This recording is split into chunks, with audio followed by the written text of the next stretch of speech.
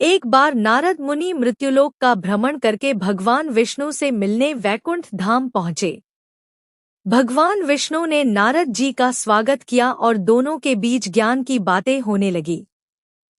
नारद जी के प्रस्थान करने के बाद भगवान विष्णु ने उस स्थान पर गंगाजल छिड़ककर उसे पवित्र करने का आदेश दिया। नारद जी यह देखकर हैरान रह गए और तुरंत लौटकर भगवान विष्णु से इसका कारण पूछा। भगवान विष्णु ने कहा कि नारद जी अभी तक निगुरा, बिना गुरु के हैं।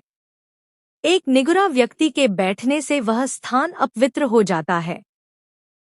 नारद जी ने पूछा कि वे अपना गुरु किसे बनाएं।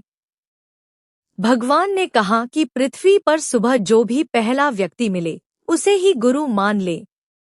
अगली सुबह नारद जी धरती पर आए तो उन्हें सबसे पहले एक मछुआरा दिखाई दिया। मछुआरा हाथ में जाल लेकर नदी की ओर जा रहा था। भगवान की आज्ञा मानकर नारद जी ने उस मछुआरे को अपना गुरु स्वीकार कर लिया। थोड़ी दूर जाने के बाद नारद जी के मन में संदेह जागा कि एक मछुआरा भला उन्हें क्या ज्ञान देगा।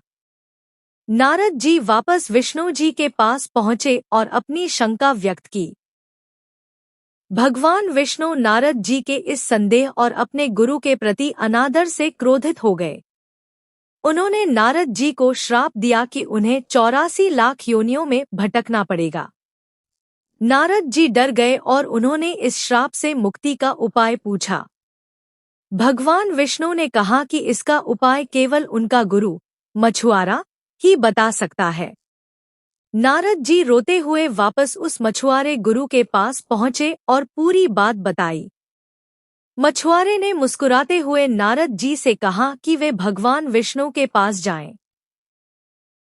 मछुआरे ने युक्ति दी कि वे भगवान से कहें कि वे 84 लाख योनियों का चित्र धरती पर बना दें। नारद जी ने वैसा ही किया और भगवान विष्णु ने धरती पर 84 लाख योनियों का नक्शा खींच दिया। मछुआरे के कहे अनुसार नारद जी उस नक्शे के ऊपर लेटकर गोल गोल घूम गए। उन्होंने भगवान से कहा कि उन्होंने सभी योनियों को भोग लिया है, अब उन्हें मुक्त किया जाए।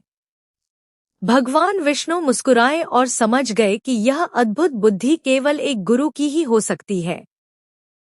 इस कहानी से नारद जी का अहंकार टूट गया और उन्हें समझ आया कि गुरु चाहे कोई भी हो, उसका मार्गदर्शन जीवन को सही दिशा देता है। लाइक सब्सक्राइब जरूर करें।